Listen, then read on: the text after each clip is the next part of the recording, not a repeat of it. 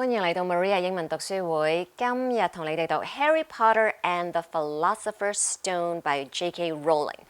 上次讀 Chapter 12嘅時候咧，最尾10分鐘就冇咗聲啦。今日就讀翻最尾嗰段，同埋讀埋 Chapter 13 and Chapter 14。Let's begin.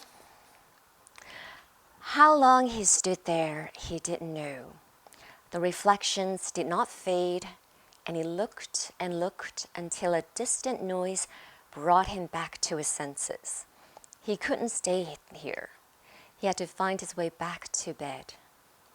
He tore his eyes away from his mother's face, whispered, "I'll come back," and hurried from the room. "You could have woken me up," said Ron crossly. "You can come tonight. I'm going back. I want to show you the mirror." "I'd like to see your mom and dad," Ron said eagerly. "And I want to see all your family, all the Weasleys. You'll be able to show me your other brothers and everyone." "You can see them any old time," said Ron. "Just come round my house this summer. Anyway, maybe it only shows dead people. Shame about not finding Flamel, though. Have some bacon or something. Why aren't you eating anything?" Harry couldn't eat. He had seen his parents and would be seeing them again tonight. He had almost forgotten about Flamel. It didn't seem very important anymore. Who cared what the three-headed dog was guarding? What did it matter if Snape stole it, really? "Are you all right?" said Ron. "You look odd." What Harry feared most was that he might not be able to find the mirror room again, with Ron covered in the cloak too. They had to walk much more slowly next night. They tried retracing Harry's route from the library, wandering around the dark passageways for nearly an hour. "I'm freezing," said Ron. "Let's forget it and go back." "No," Harry hissed. "I know it's here somewhere." They passed the ghost of a tall witch gliding in the opposite direction, but saw no one else. Just as Ron started moaning that his feet were dead with cold, Harry spotted the suit of armor. "It's here, just here, yes." They pushed the door open. Harry dropped the cloak from round his shoulders and ran to the mirror. There they were. His mother and father beamed at the sight of him. "See?" Harry whispered. "I can't see anything. Look at them all. There are loads of them. I can only see you. Look in it properly. Go on. Stand where I am." Harry stepped aside, but with Ron in front of the mirror, he couldn't see his family anymore, just Ron in his paisley pajamas. Ron, though, was staring transfixed at his image. "Look at me," he said. "Can you see all your family standing around you?" "No, I'm alone, but I'm different. I look older, and I'm head boy." "What?" I'm wearing the badge like Bill used to, and I'm holding the house cup and the Quidditch cup. I'm Quidditch captain too." Ron tore his eyes away from his splendid sight to look excitedly at Harry. "Do you think this mirror shows the future?" "How can it? All my family are dead. Let me have another look." "You had it to yourself all last night. Give me a bit more time."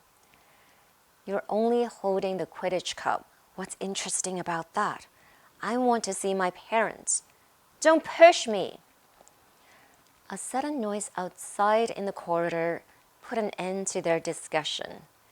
They hadn't realized how loudly they had been talking. "Quick!"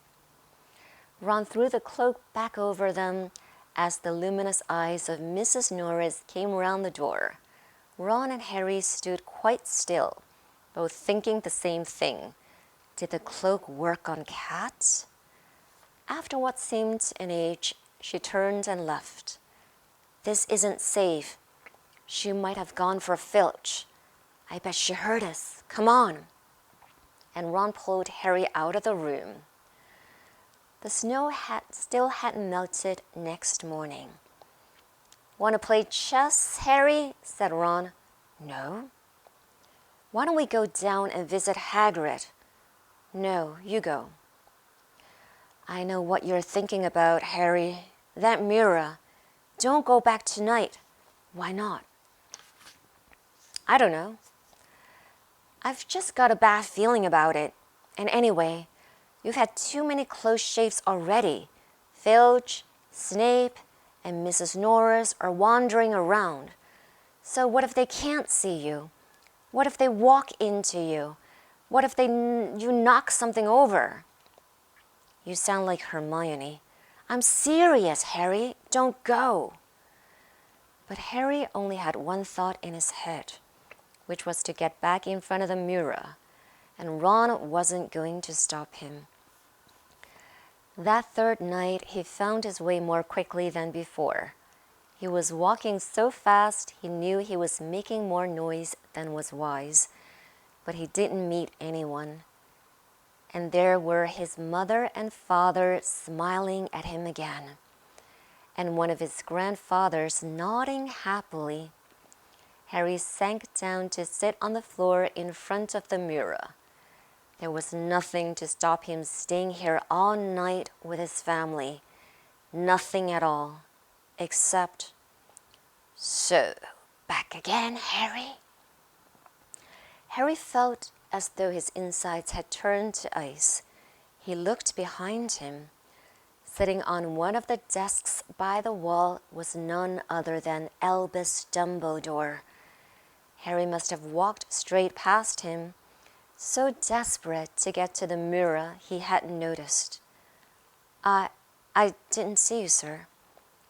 "Strange how short-sighted being invisible can make you," said Dumbledore, and Harry was relieved to see that he was smiling. "So," said Dumbledore, slipping off the desk to sit on the floor with Harry, "you, like hundreds before you, have discovered the delights of the Mirror of Erised." "I didn't know it was called that, sir, but I expect you've realized by now what it does." It shows me my family, and it showed your friend Ron himself as head boy." "How did you know?" "I don't need a cloak to become invisible," said Dumbledore gently. "Now, can you think what the Mirror of Erised shows us all?" Harry shook his head. "Let me explain. The happiest man on earth would be able to use the Mirror of Erised like a normal mirror. That is, he would look into it and see himself exactly as he is. Does that help?" Harry thought. Then he said slowly, "It shows us what we want, whatever we want." "Yes and no," said Dumbledore quietly. "It shows us nothing more or less than the deepest, most desperate desire of our hearts. You, who have never known your family, see them standing around you. Ronald Weasley, who has always been overshadowed by his brothers, sees himself standing alone, the best of all of them. However, this mirror will give us neither knowledge or truth. Men have wasted away before it, entranced by what they have seen, or been driven mad, not knowing if what it shows is real or even possible. The mirror will be moved to a new home tomorrow, Harry, and I ask you not to go looking for it again. If you ever do run across it, you will now be prepared. It does not do to dwell on dreams and forget to live. Remember that. Now, why don't you put that admirable cloak back on and get off to bed?" Harry stood up. "Sir, Professor Dumbledore, can I ask you something?" "Obviously, you've just done so." Dumbledore smiled. "You may ask me one more thing, however." "What do you see when you look in the mirror?" I see myself holding a pair of thick woolen socks." Harry stared. "One can never have enough socks," said Dumbledore. "Another Christmas has come and gone, and I didn't get a single pair. People will insist on giving me books." It was only when he was back in bed that it struck Harry that Dumbledore might not have been quite truthful. But then he thought, as he shoved Scabbers off his pillow, it had been quite a personal question. End of chapter 12. Chapter 13, Nicholas Flamel.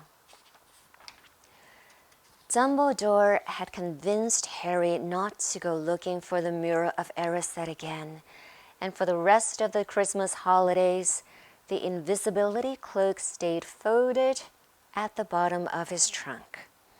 Harry wished he could forget what he'd seen in the mirror as easily, but he couldn't. He started having nightmares. Over and over again, he dreamed about his parents disappearing in a flash of green light while a high voice cackled with laughter. "You see, Dumbledore was right. That mirror could drive you mad," said Ron when Harry told him about these dreams. Hermione, who came back the day before term started, took a different view of things. She was torn between horror at the idea of Harry being out of bed, roaming the school 3 nights in a row, if Filch had caught you, and disappointment that he hadn't at least found out who Nicholas Flamel was. They'd almost given up hope of ever finding Flamel in a library book, even though Harry was still sure he'd read the name somewhere. Once term had started, they were back to skimming through books for 10 minutes during their breaks. Harry had even less time than the other two, because Quidditch practice had started again. Wood was working the team harder than ever. Even the endless rain that had replaced the snow couldn't dampen his spirits. The Weasleys complained that Wood was becoming a fanatic, but Harry was on Wood's side. If they won their next match against Hufflepuff, they would overtake Slytherin in the house championship for the first time in 7 years. Quite apart from wanting to win, Harry found that he had fewer nightmares when he was tired out after training. Then, during one particularly wet and muddy practice session, Wood gave the team a bit of bad news. He just got very angry with the Weasleys, who kept dive-bombing each other and pretending to fall off their brooms. "Will you stop messing around?" he yelled. "That's exactly the sort of thing that'll lose us the match. Snape's refereeing this time, and he'll be looking for any excuse to knock points off Gryffindor." George Weasley really did fall off his broom at these words. "Snape's refereeing?" he spluttered through a mouthful of mud. "When's he ever refereed a Quidditch match? He's not going to be fair if we might overtake Slytherin." The rest of the team landed next to George to complain too. "It's not my fault," said Wood. "We've just got to make sure we play a clean game, so Snape hasn't got an excuse to pick on us." Which was all very well, thought Harry, but he had another reason for not wanting Snape near him while he was playing Quidditch. The rest of the team hung back to talk to each other as usual at the end of practice. But Harry headed straight back to the Gryffindor common room, where he found Ron and Hermione playing chess. Chess was the only thing Hermione ever lost at, something Harry and Ron thought was very good for her. "Don't talk to me for a moment," said Ron when Harry sat down next to him. "I need to He caught sight of Harry's face. "What's the matter with you? You look terrible." Speaking quietly so that no one else would hear, Harry told the other two about Snape's sudden, sinister desire to be a Quidditch referee. "Don't play," said Hermione at once. "Say you're ill," said Ron. "Pretend to break your leg," Hermione suggested. "Really break your leg," said Ron. "I can't," said Harry. "There isn't a reserve seeker. If I back out, Gryffindor can't play at all." At that moment, Neville toppled into the common room. How he had managed to climb through the portrait hole was anyone's guess, but his legs had been stuck together with what they recognized at once as the leg locker curse. He must have had to bunny hop all the way up to Gryffindor Tower. Everyone fell about laughing except Hermione, who leapt up and performed the counter curse. Neville's legs sprang apart and he got to his feet trembling. "What happened?" Hermione asked him, leading him over to sit with Harry and Ron. "Malfoy," said Neville shakily. "I met him outside the library. He said he'd been looking for someone to practice that on." "Go to Professor McGonagall," Hermione urged Neville. "Report him." Neville shook his head. "I don't want more trouble," he mumbled. "You've got to stand up to him, Neville," said Ron. "He's used to walking all over people, but that's no reason to lie down in front of him and make it easier." "There's no need to tell me I'm not brave enough to be in Gryffindor. Malfoy's already done that." Neville choked. Harry felt in the pocket of his robes and pulled out a chocolate frog, the very last one from the box Hermione had given him for Christmas. He gave it to Neville, who looked as though he might cry. "You're worth 12 of Malfoy," Harry said. "The Sorting Hat chose you for Gryffindor, didn't it? And where's Malfoy?" "In stinking Slytherin." Neville's lips twitched in a weak smile as he unwrapped the frog. "Thanks, Harry. I think I'll go to bed. Do you want the card? You collect them, don't you?" As Neville walked away, Harry looked at the famous wizard card. "Dumbledore again," he said. "He was the first one I ever—" He gasped. He stared at the back of the card. Then he looked up at Ron and Hermione. "I found him," he whispered. "I found Flamel. I told you I'd read the name somewhere before. I read it on the train coming here. Listen to this. Professor Dumbledore is particularly famous for his defeat of the dark wizard Grindelwald in 1945, for the discovery of the 12 uses of dragon's blood and his work on alchemy with his partner, Nicholas Flamel." Hermione jumped to her feet.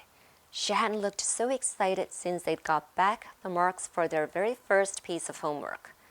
"Stay there," she said, and she sprinted up the stairs to the girls' dormitories. Harry and Ron barely had time to exchange mystified looks before she was dashing back, an enormous old book in her arms. "I never thought to look in here," she whispered excitedly. "I got this out of the library weeks ago for a bit of light reading." "Light?" said Ron, but Hermione told him to be quiet until she had looked something up and started flicking frantically through the pages, muttering to herself. At last, she found what she was looking for. I knew it! I knew it! Are we allowed to speak yet? Said Ron grumpily. Hermione ignored him. Nicholas Flamel, she whispered dramatically, is the only known maker of the Philosopher's Stone. This didn't have quite the effect she'd expected. The what? Said Harry and Ron. Oh, honestly, don't you two read? Look, read that there. She pushed the book towards them, and Harry and Ron read. The ancient study of alchemy is concerned with making the Philosopher's Stone, a legendary substance with astonishing powers. The stone will transform any metal into pure gold. It also produces the elixir of life, which will make the drinker immortal. There have been many reports of the Philosopher's Stone over the centuries, but the only stone currently in existence belongs to Mr. Nicholas Flamel, the noted alchemist and opera lover.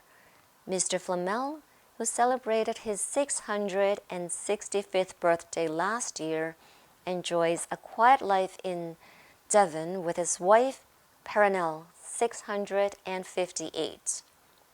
See? Said Hermione, when Harry and Ron had finished.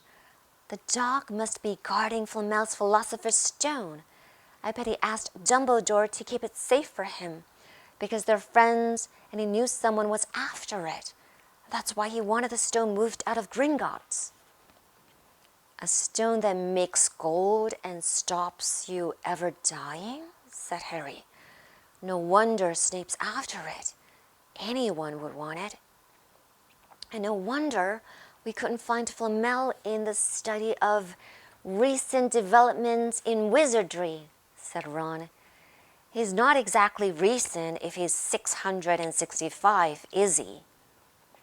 Next morning, in defense against the dark arts, while copying down different ways of treating werewolf bites, Harry and Ron were still discussing what they'd do with a Philosopher's Stone if they had one. It wasn't until Ron said he'd buy his own Quidditch team that Harry remembered about Snape and the coming match. I'm going to play, he told Ron and Hermione. If I don't, all the Slytherins will think I'm just too scared to face Snape. I'll show them. It'll really wipe the smiles off their faces if I win. Just as long as we're not wiping you off the pitch, said Hermione. As the match drew nearer, however, Harry became more and more nervous. Whatever he told Ron and Hermione, the rest of the team weren't too calm either. The idea of overtaking Slytherin in the house championship was wonderful. No one had done it for nearly 7 years. But would they be allowed to with such a biased referee? Harry didn't know whether he was imagining it or not, but he seemed to keep running into Snape wherever he went. At times, he even wondered whether Snape was following him, trying to catch him on his own. Potions lessons were turning into a sort of weekly torture. Snape was so horrible to Harry. Could Snape possibly know they'd found out about the Philosopher's Stone?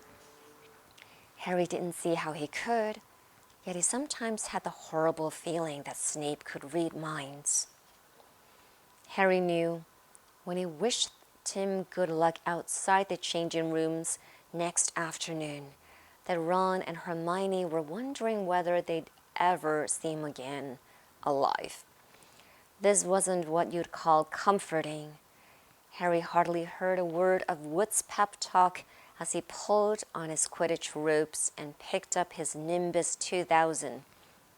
Ron and Hermione, meanwhile, had found a place in the stands next to Neville, who couldn't understand why they looked so grim and worried, or why they had both brought their wands to the match. Little did Harry know that Ron and Hermione had been secretly practicing the lake locker curse. They'd got the idea from Malfoy using it on Neville, and were ready to use it on Snape if he showed any sign of wanting to hurt Harry. Now, don't forget, it's locomotor mortis, Hermione muttered as Ron slipped his wand up his sleeve. I know, Ron snapped. Don't nag. Back in the changing room, Wood had taken Harry aside. Don't want to pressure you, Potter, but if we ever need an early capture of the snitch, it's now. Finish the game before Snape can favor Hufflepuff too much.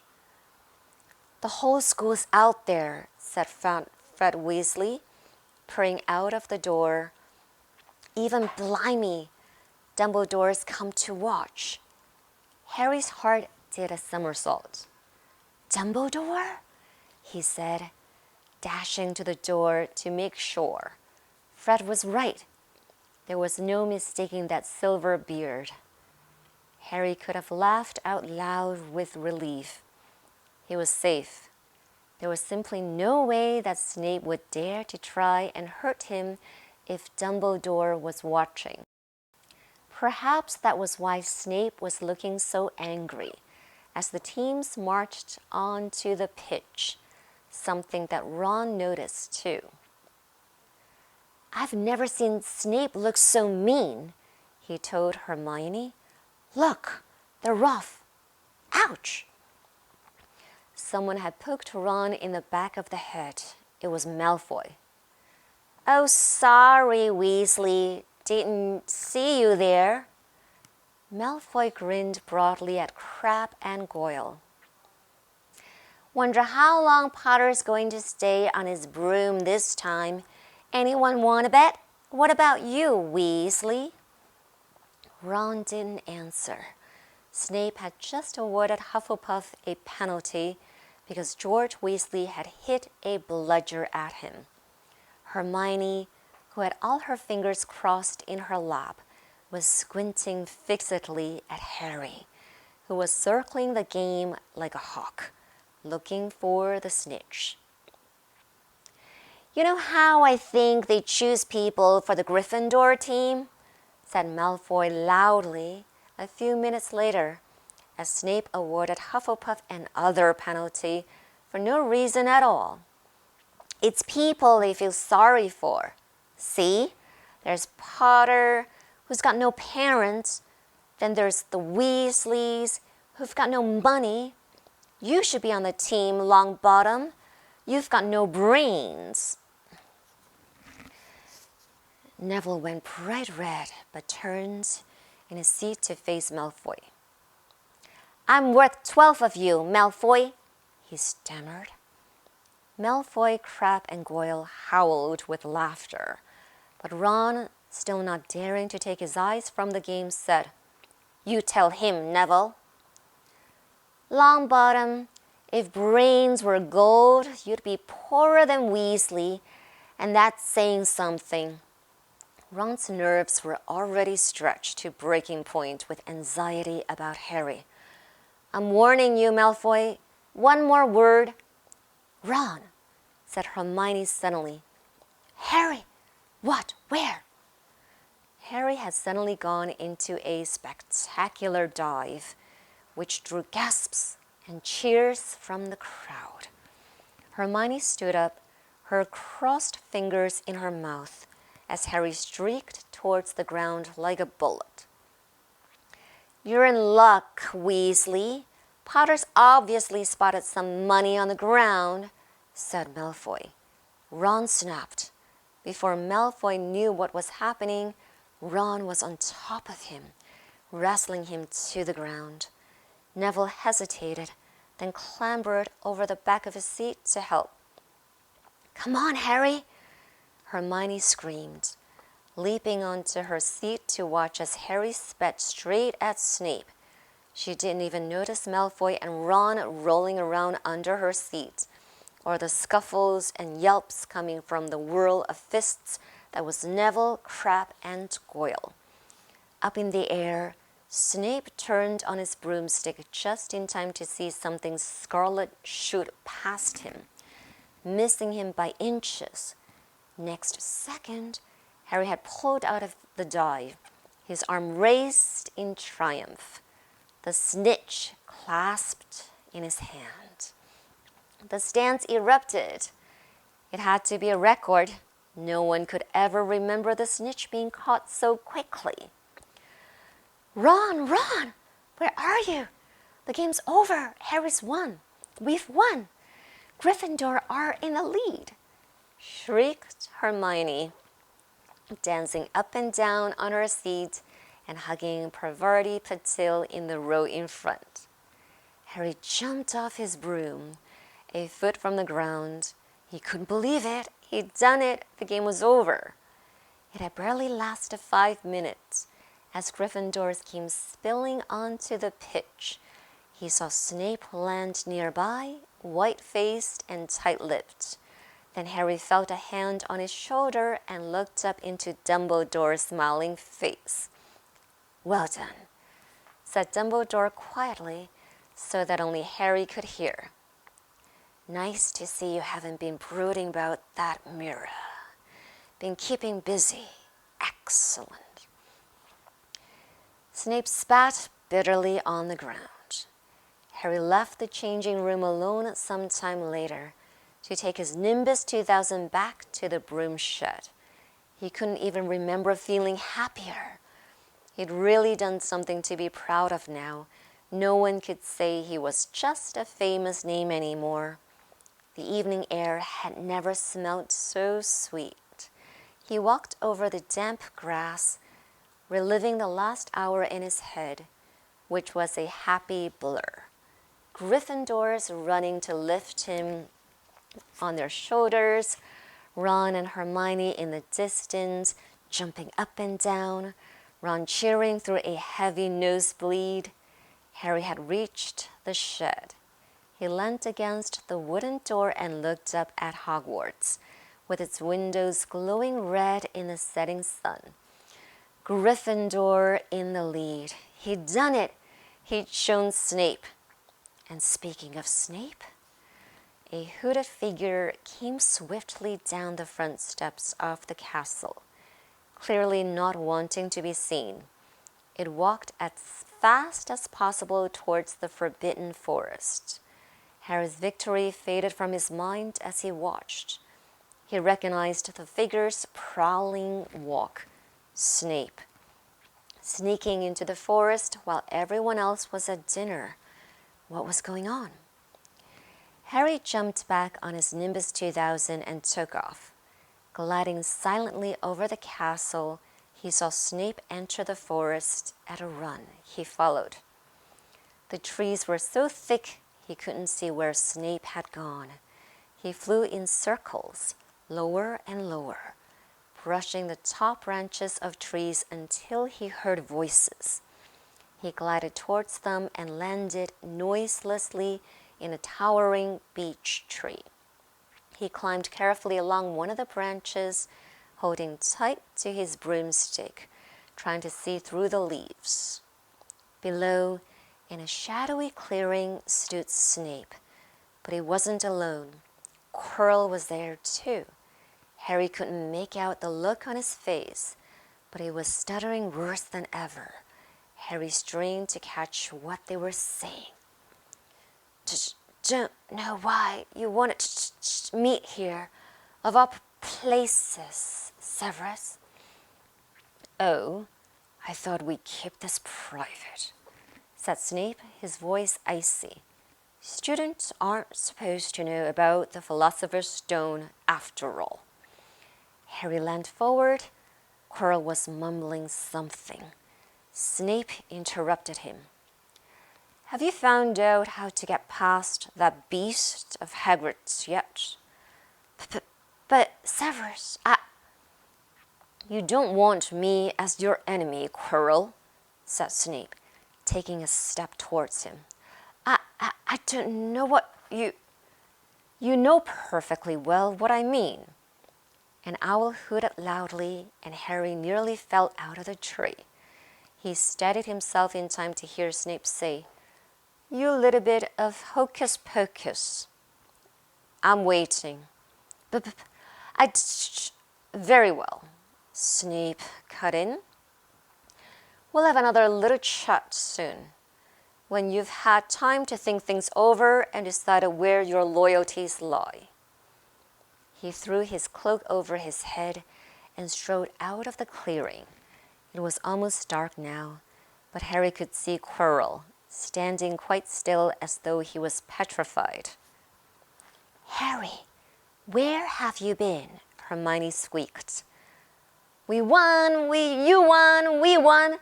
shouted Ron, thumping Harry on the back. "And I gave Malfoy a black eye and Neville tried to take on Crabbe and Goyle single-handed. He's still out cold, but Madame Pomfrey says he'll be all right. Talk about showing Slytherin. Everyone's waiting for you in the common room. We're having a party. Fred and George stole some cakes and stuff from the kitchens." "Never mind that now," said Harry breathlessly. "Let's find an empty room. You wait till you hear this." He made sure Peeves wasn't inside before shutting the door behind them. Then he told them what he'd seen and heard. "So, you were right. It is the Philosopher's Stone, and Snape's trying to force Quirrell to help him get it. He asked if you knew how to get past Fluffy, and he said something about Quirrell's hocus pocus. I reckon there are other things guarding the stone apart from Fluffy. Loads of enchantments, probably, and Quirrell would have done some anti-dark arts spell which Snape needs to break through." "So you mean the stone's only safe as long as Quirrell stands up to Snape?" said Hermione in alarm. "It'll be gone by next Tuesday," said Ron. End of chapter 13. Okay, now, chapter 14. Norbert, the Norwegian Ridgeback. Quirrell, however, must have been braver than they'd thought. In the weeks that followed, he did seem to be getting paler and thinner, but it didn't look as though he'd cracked yet. Every time they passed the third-floor corridor, Harry, Ron, and Hermione would press their ears to the door to check that Fluffy was still growling inside. Snape was sweeping about in his usual bad temper, which surely meant that the stone was still safe. Whenever Harry passed Quirrell these days, he gave him an encouraging sort of smile, and Ron had started telling people off for laughing at Quirrell's stutter. Hermione, however, had more on her mind than the Philosopher's Stone. She had started drawing up revision timetables and color-coding all her notes. Harry and Ron wouldn't have minded, but she kept nagging them to do the same. "Hermione, the exams are ages away." 10 weeks, Hermione snapped. "That's not ages. That's like a second to Nicholas Flamel." "But we're not 600 years old," Ron reminded her. "Anyway, what are you revising for? You already know it all." "What am I revising for? Are you mad? You realize we need to pass these exams to get into the second year. They're very important. I should have started studying a month ago. I don't know what's gotten into me." Fortunately, the teachers seemed to be thinking along the same lines as Hermione. They piled so much homework on them that the Easter holidays weren't nearly as much fun as the Christmas ones. It was hard to relax with Hermione next to you reciting the 12 uses of dragon's blood or practicing wand movements. Moaning and yawning, Harry and Ron spent most of their free time in the library with her, trying to get through all their extra work. "I'll never remember this," Ron burst out one afternoon. throwing down his quill and looking longingly out of the library window. It was the first really fine day they'd had in months.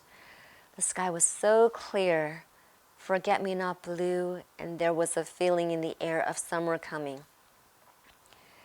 Harry, who was looking up Dittany in 1,000 Magical Herbs and Fungi, didn't look up until he heard Ron say, "Hagrid, what are you doing in the library?" Hagrid shuffled into view, hiding something behind his back. He looked very out of place in his moleskin overcoat. "Just looking," he said, in a shifty voice that got their interest at once. "And what are you lot up to?" He looked suddenly suspicious. "You're not still looking for Nicholas Flamel, are you?" "Oh, we found out who he is ages ago," said Ron impressively. "And we know what that dog's guarding. It's a philosopher's—" "Shh!" Hagrid looked around quickly to see if anyone was listening. "Don't go shouting about it. What's the matter with you?" "There are a few things we wanted to ask you as a matter of fact," said Harry, "about what's guarding the stone apart from Fluffy." "Shh!"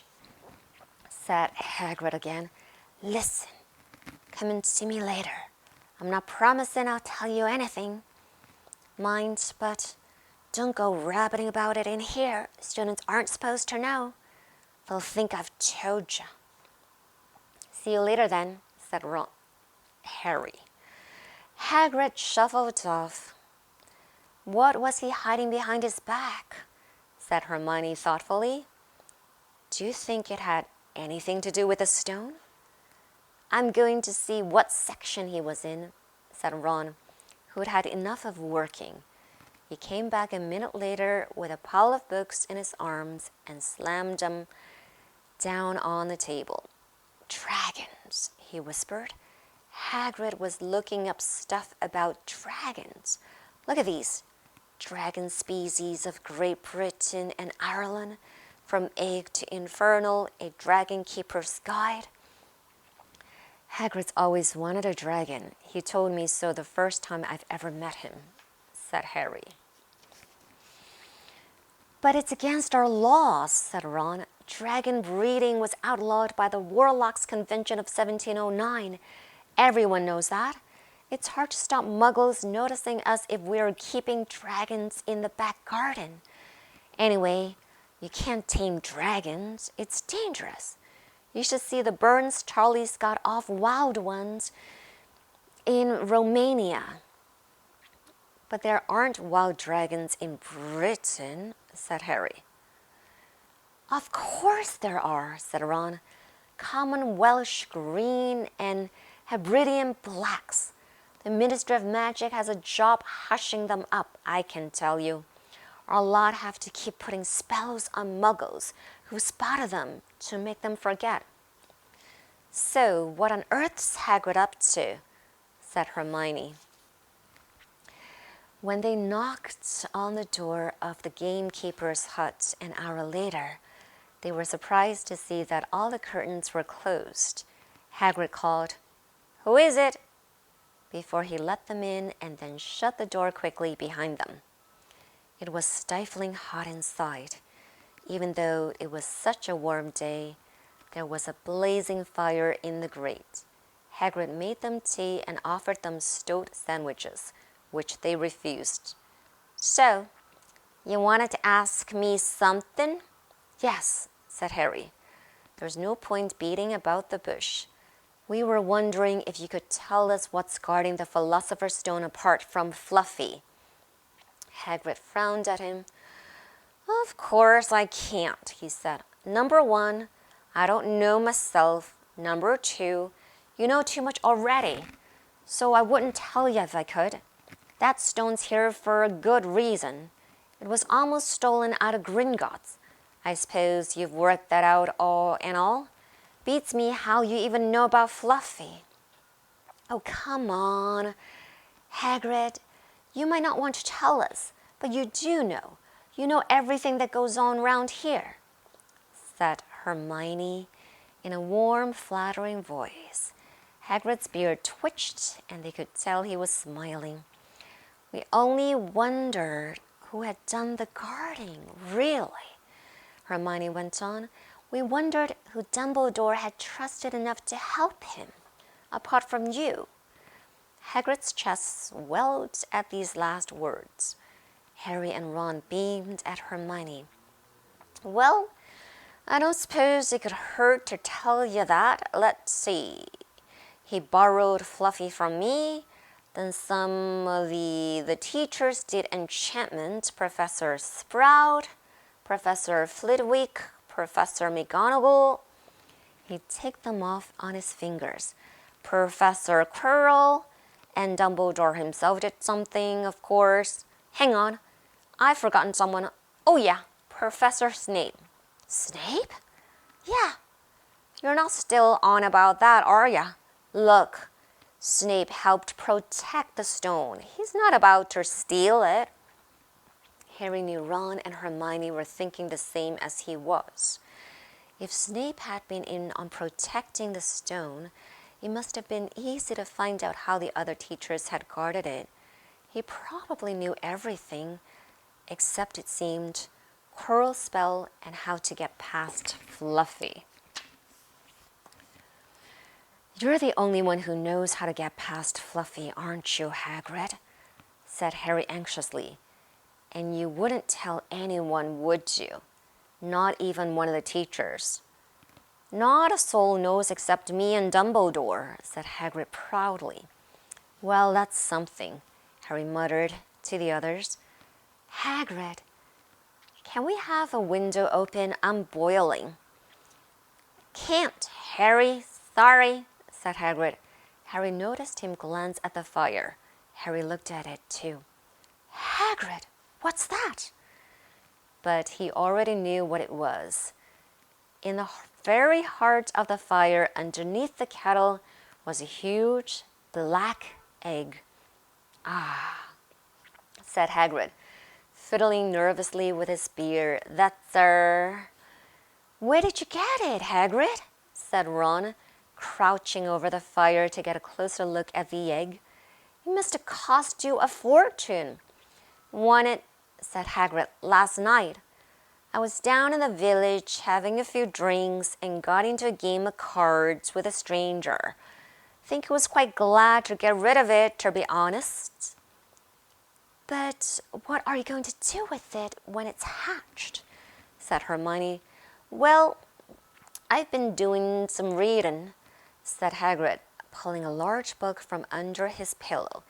"Got this out of the library, Dragon Breeding for Pleasure and Profit. It's a bit out of date, of course, but it's all in here.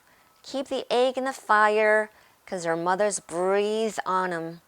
See? And when it hatches, feed it on a bucket of brandy mixed with chicken blood every half hour. And see here how they recognize different eggs. What I got there is a Norwegian Ridgeback. They're rare, them." He looked very pleased with himself, but Hermione didn't. "Hagrid, you live in a wooden house," she said. But Hagrid wasn't listening. He was humming merrily as he stoked the fire. So now they had something else to worry about. What might happen to Hagrid if anyone found out he was hiding an illegal dragon in his hut? "Wonder what it's like to have a peaceful life," Ron sighed. As evening after evening, they struggled through all the extra homework they were getting. Hermione had now started making revision timetables for Harry and Ron too.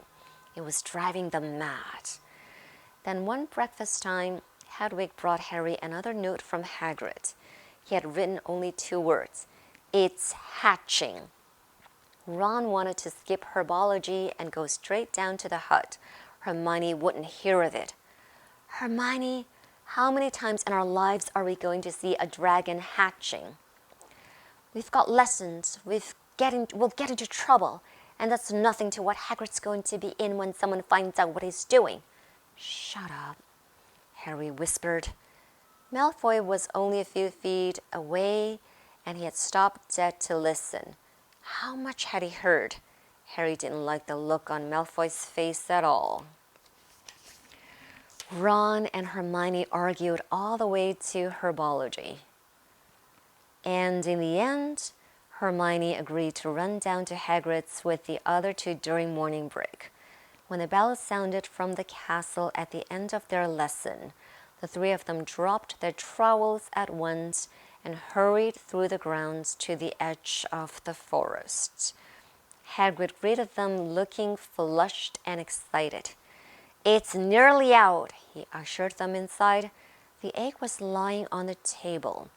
There were deep cracks in it. Something was moving inside. A funny clicking noise was coming from it.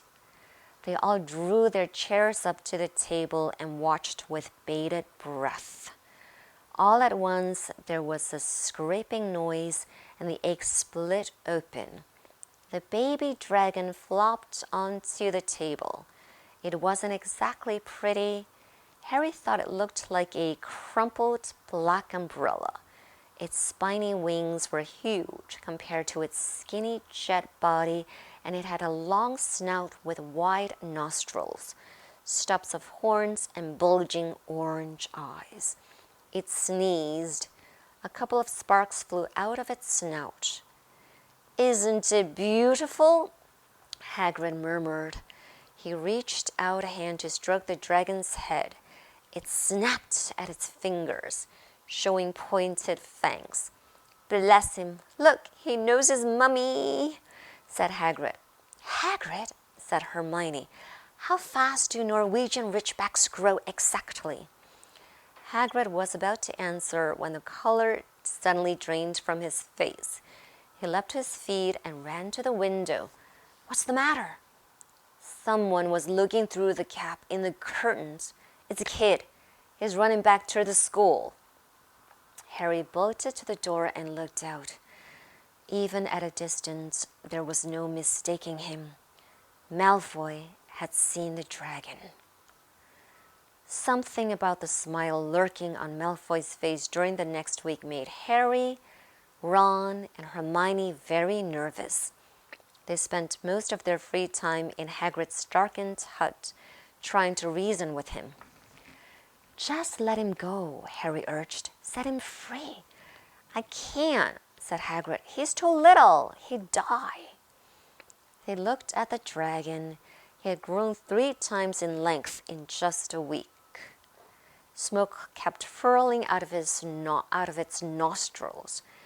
Hagrid hadn't been doing his gamekeeping duties because the dragon was keeping him so busy. There were empty brandy bottles and chicken feathers all over the kitchen. "I've decided to call him Norbert," said Hagrid, looking at the dragon with misty eyes. "He really knows me now. Watch. Norbert, Norbert, where's Mummy?" "He's lost his marbles," Ron muttered in Harry's ear. "Hagrid," said Harry loudly, "give it a fortnight and Norbert's going to be as long as your house. Malfoy could go to Dumbledore at any moment." Hagrid bit his lip. I know I can't keep him forever, but I just can't dump him. I can't." Harry suddenly turned to Ron. "Charlie," he said. "You're losing it too," said Ron. "I'm Ron, remember?" "No, Charlie, your brother Charlie in Romania, studying dragons. We could send Norbert to him. Charlie can take care of him and then put him back in the wild." "Brilliant," said Ron. "How about it, Hagrid?" At the end, Hagrid agreed that they could send an owl to Charlie to ask him. The following week dragged by. Wednesday night found Hermione and Harry sitting alone in the common room, long after everyone else had gone to bed. The clock on the wall had just chimed midnight when the portrait hole burst open. Ron appeared out of nowhere as he pulled off Harry's invisibility cloak. He had been down at Hagrid's hut, helping him feed Norbert. who was now eating dead rats by the crate. "It's bit me," he said, showing them his hand, which was wrapped in a bloody handkerchief. "I'm not going to be able to hold a quill for a week, I tell you. That dragon's the most horrible animal I've ever met." But the way Hagrid goes on about it, you think it was a fluffy little bunny rabbit. "When it bit me, he told me off for frightening it, and when I left, he was singing it a lullaby." There was a tap on the dark window. "It's Hedwig," said Harry, hurrying to let her in. "She'll have Charlie's answer." The three of them put their heads together to read the note. "Dear Ron, how are you? Thanks for the letter.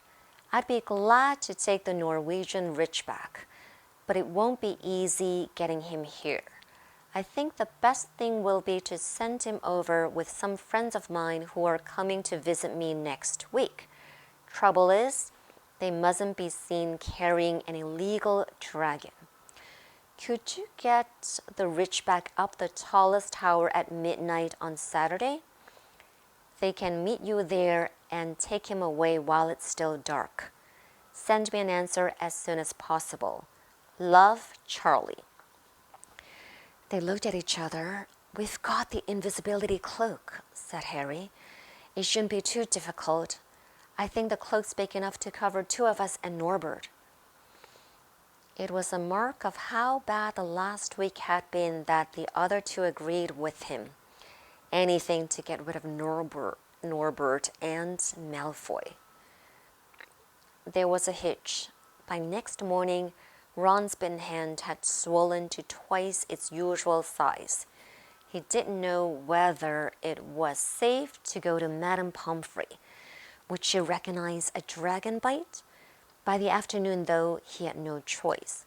The cut had turned a nasty shade of green.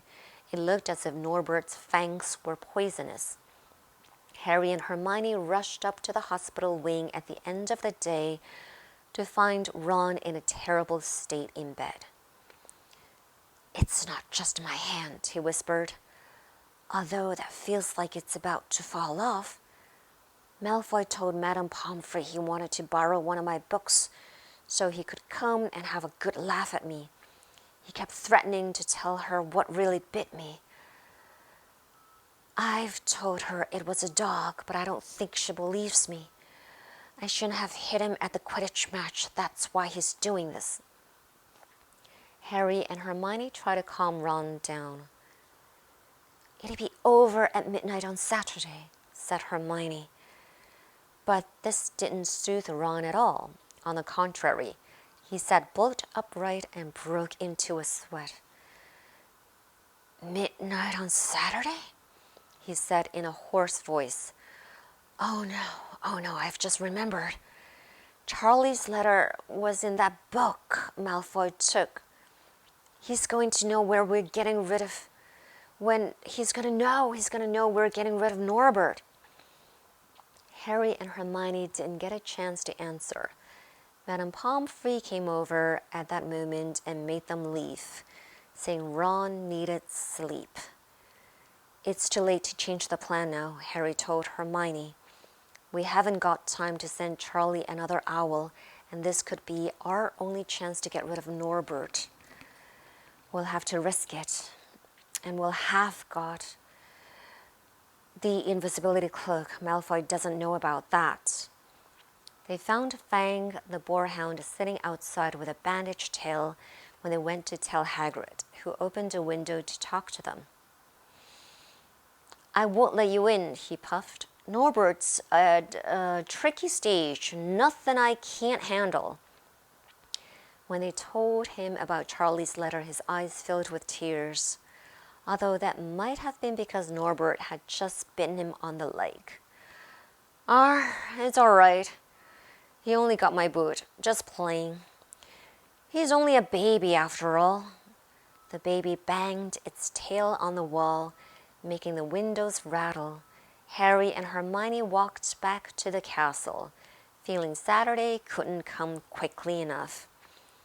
They would have felt sorry for Hagrid when the time came for him to say goodbye to Norbert if they hadn't been so worried about what they had to do.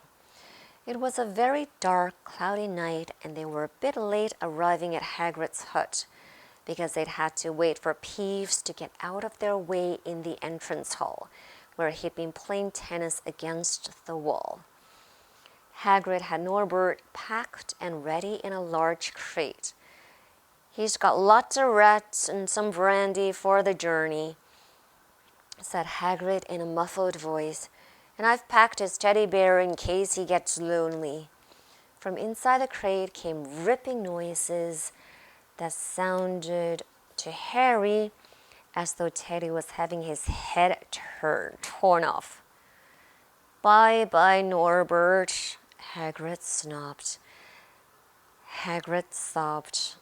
as Harry and Hermione covered the crate with the invisibility cloak and stepped underneath it themselves. "Mommy will never forget you." How they managed to get the crate back up to the castle, they never knew. Midnight ticked nearly as they heaved Norbert up the marble staircase in the entrance hall and along the dark corridors. Up another staircase, then another. Even one of Harry's shortcuts didn't make the work much easier. Nearly there, Harry panted as they reached the corridor beneath the tallest tower. Then a sudden movement ahead of them made them almost drop the crate.